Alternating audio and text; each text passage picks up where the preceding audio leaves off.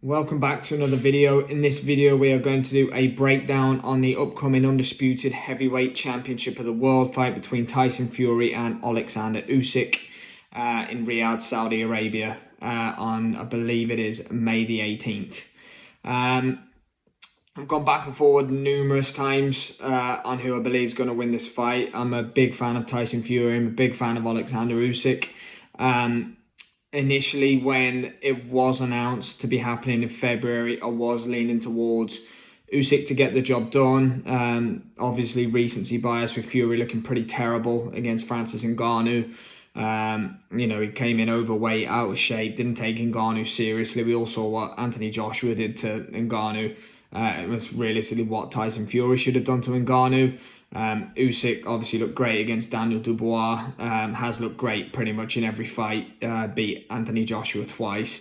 So all roads, I guess, were leading towards, for me, an Usyk victory in February. But since then, I have seen a change in Tyson Fury, especially in his appearance. I do thoroughly believe that Tyson Fury fights to the level of his opposition. What I mean by that, some of his most peculiar performances, i.e., the Ngannou one is a perfect example. But even, your Derek Chisora 3 fights, his performance against Otto Wallin was another good example of that. He fights to the level of his opposition. When he fought Deontay Wilder 3 times, when he fought Vladimir Klitschko, obviously all those years ago when he first won the belts, he is a performer under the lights, and it's as simple as that. I believe Fury beats Usyk on points. Potential for a late stoppage in there. Now that is not a prediction that I am entirely confident on. Let's be fair, Usyk's never really been in trouble too much. I know people are talking about the Dubois, low blow or not low blow, but realistically, Usyk's never really had too much trouble.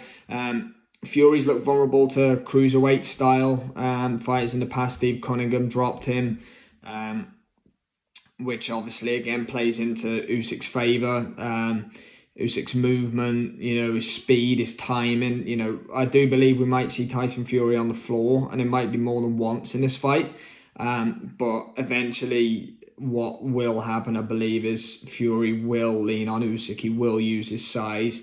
He will find a way to nullify Usyk's offense. I think bodywork's going to be a huge key in this.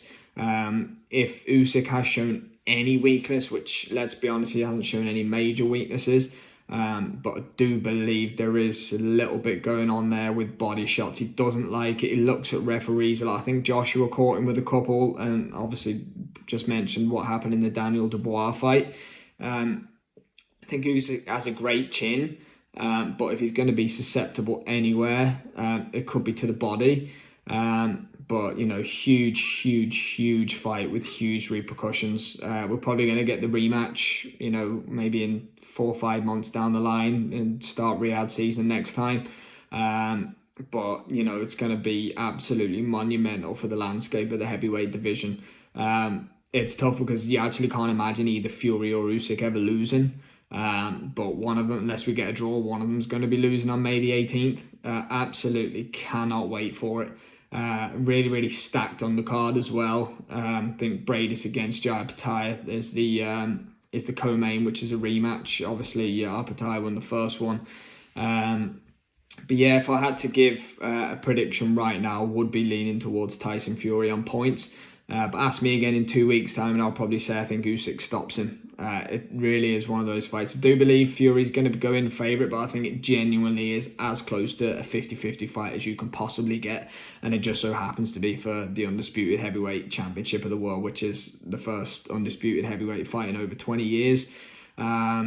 It's going to really change the outlook on not only heavyweight boxing, but the whole of boxing. I believe if Fury wins, we could get the Anthony Joshua fight. And, for me, that is the biggest fight in boxing right now, commercially and just in general. I don't think there's a bigger selling fight in boxing right now in this moment than Anthony Joshua against Tyson Fury.